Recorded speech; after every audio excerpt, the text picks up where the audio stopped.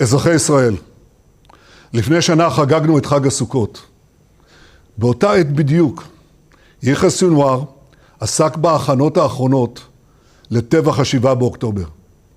אני ניצב בפניכם היום כדי לבשר לכם שיחיא סנוואר חוסל. מי שביצע את הטבח הנורא ביותר בתולדות עמנו מאז השואה, רב המרצחים שרצח אלפי ישראלים, חטף מאות אזרחינו, חוסל היום על ידי חיילינו הגיבורים.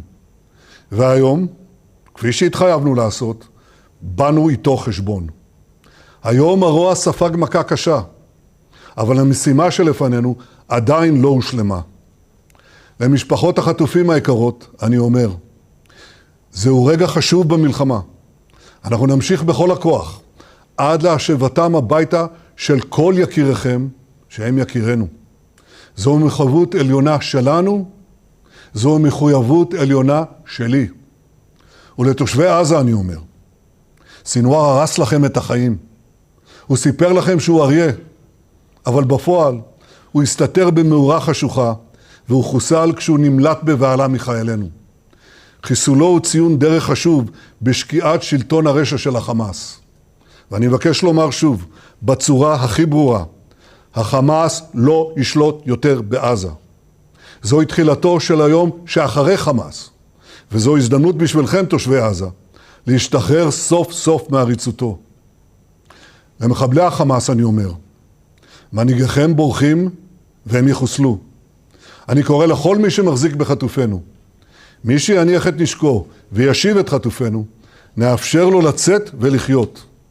ובאותה מידה אני אומר, מי שיפגע בחטופינו, דמו בראשו, נבוא איתו חשבון. השבת חטופינו היא הזדמנות להשגת כל יעדינו, והיא מקרבת את סיום המלחמה.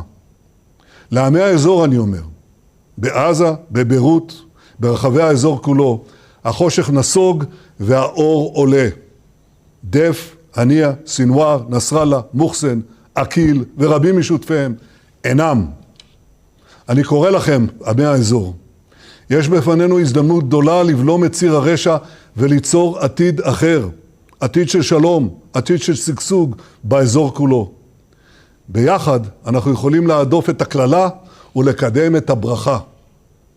כעת ברור לכולם, בארץ ובעולם, מדוע התעקשנו לא לסיים את המלחמה, מדוע התעקשנו מול כל הלחצים, כן להיכנס לרפיח, המעוז המבוצר של החמאס בו הסתתרו סנוואר ורבים מרבי המרצחים.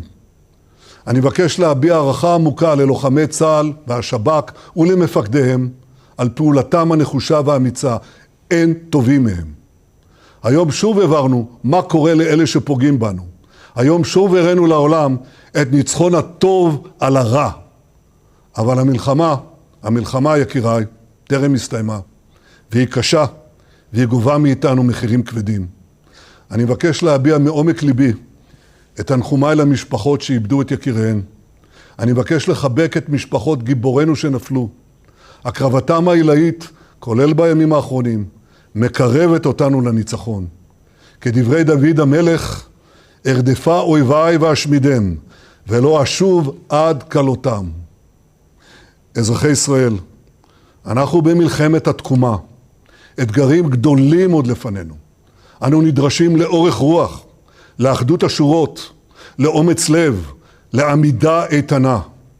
יחד נלחם, ובעזרת השם, יחד ננצח.